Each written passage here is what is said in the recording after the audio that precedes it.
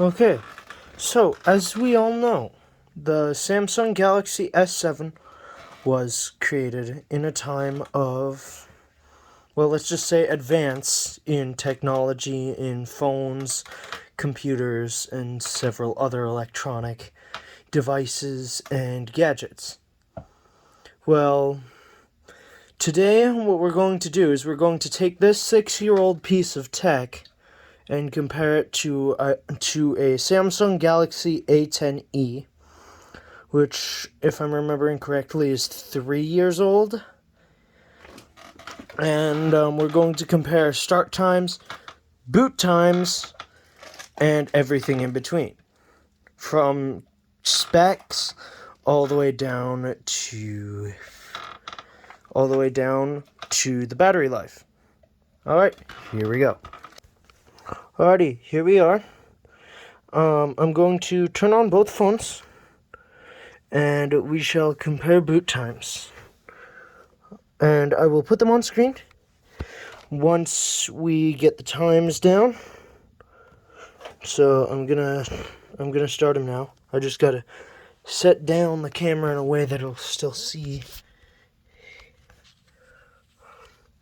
Sorry for everyone not. Never mind. I guess I can't hold it like that. Give me a second. How about this? There we go. Alrighty. 3, 2, 1.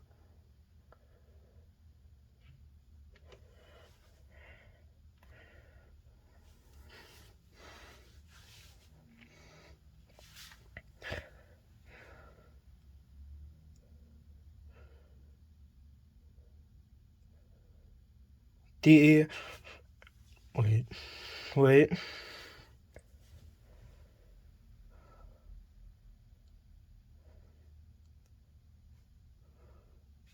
I like the hue. Alrighty. That's surprising. This one started up first. Okay. This one took about, I'd have to say, 10 seconds. This being a close second at 11. Alrighty. And next thing we're going to compare is specs. So I'm going to download CPU-Z on both these phones. This one already has it. But, also this is my main phone. But, anyways, to continue, I'm going to put CPU-Z on this phone and this phone both. And we're going to see which one has the better specs. As far as I can remember, this one right here has a Samsung chip in it. This one has a Snapdragon in it, which this one should have CPU-Z on it. Oh wait, here's another thing I should check. Okay, so swipe times.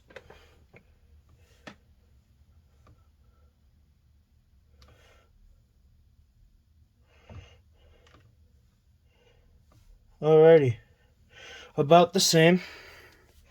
Now next,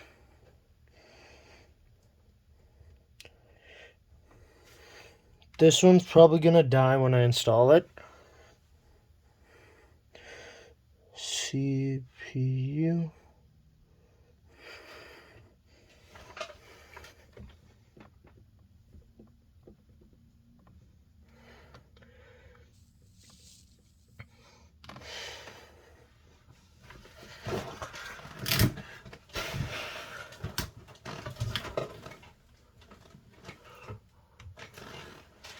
Now both of these, each phone, the install will take a couple minutes, depending on how good your internet connection is. And while this one's pending, this one's already installed.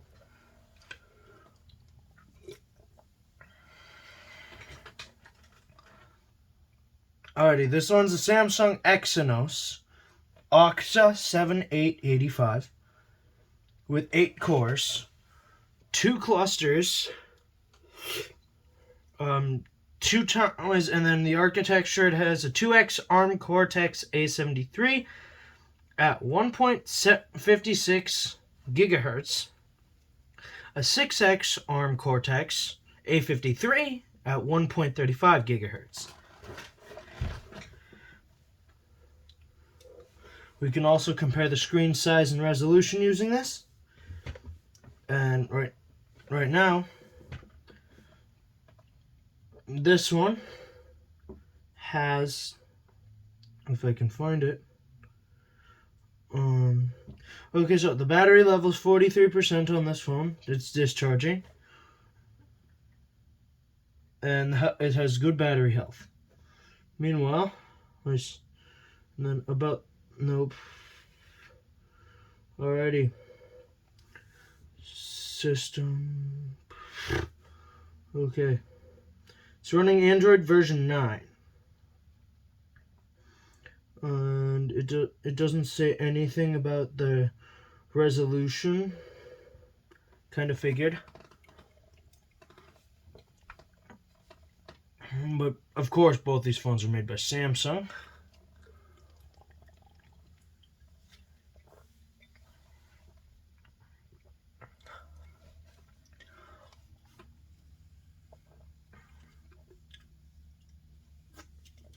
And this one's installing now.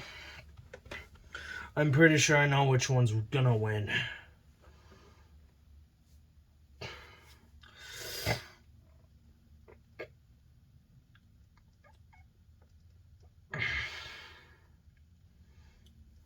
And then, okay, this one has a Qualcomm Snapdragon 820, 4 cores.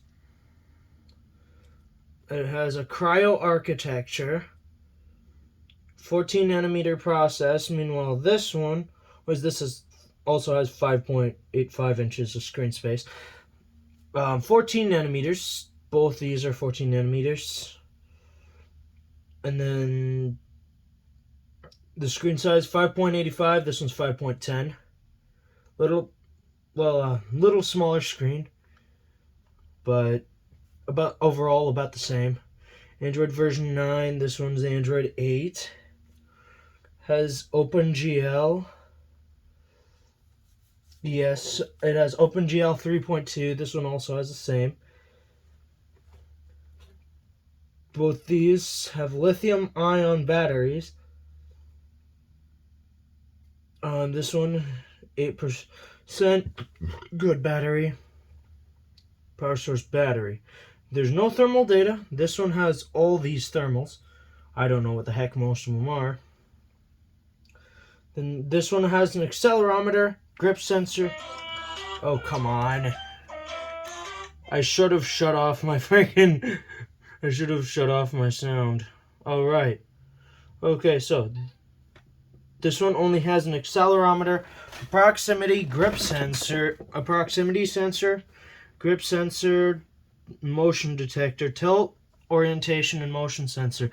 Meanwhile, this one has an accelerometer, a magnetometer, an uncalibrated magnetometer, a gyroscope, another gyroscope, a TMD 490X, whatever the heck that is. It has 2 of those. A barometer.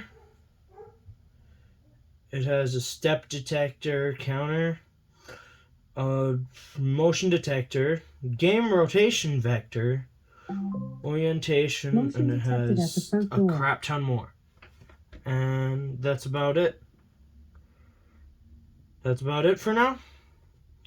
As far as I know, is Northern, and I'll see you.